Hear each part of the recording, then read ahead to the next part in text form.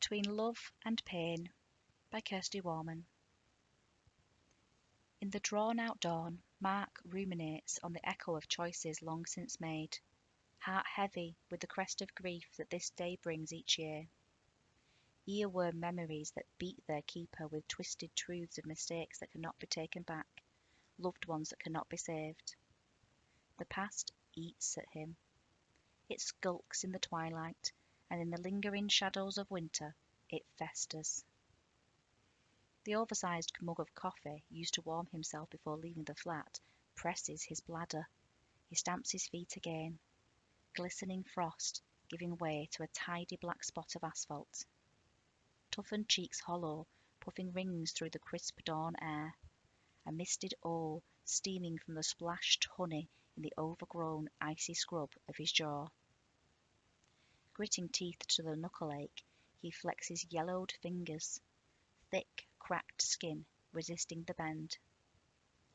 Stale air blown into cupped hands casts out a portion of the numbness. He rubs his palm to encourage a ruddy flush before shoving them into his armpits, a brief glance at the watch on his wrist. A soprano of wistful chirping cascades down from the bus shelter canopy, a fat, rounded body shining golden with the morning sun. It sings from the bare branches as it hops here and there. He scatters pocket crumbs, and the robin drops down. Thin lips curve lightly into a sorrowful smile, veiled by untrimmed whiskers. She always carried a few crumbs and seeds in her pocket. It drove him mad, finding them in the washer seal.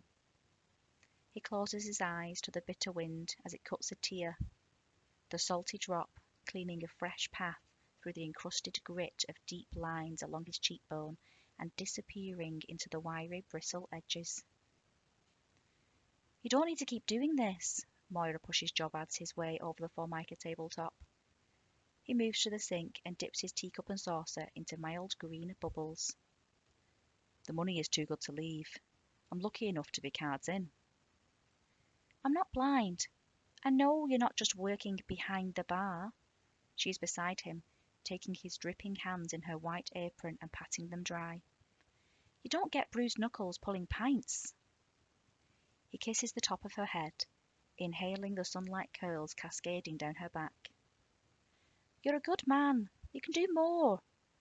Lips touch, the lingering taste of fresh strawberries and porridge oats. The butter-yellow kitchen fades away, and they are alone in the world. "I can't rock the boat." His hands rest on the gentle swell of her belly. "Not now." The bus chugs up the hill, coming to a wheezing stop where his wavering arm is held out. He picks up his patched canvas bag and fumbles in his pockets. The doors hiss open, and off bounce a gaggle of barely tamed children in snowsuits and wellies, followed by a harried-looking woman dragging a folded pushchair and bulging carrier bags. The driver barely glances in his direction as he flashes the bus pass, swiftly pulling the lever to shut out the Arctic chill as soon as he clears the step. He shuffles halfway down the aisle before the engine roars and he quickly drops into a seat, placing the bag carefully beside him. He rubs a porthole into the cloudy window glass and stares out.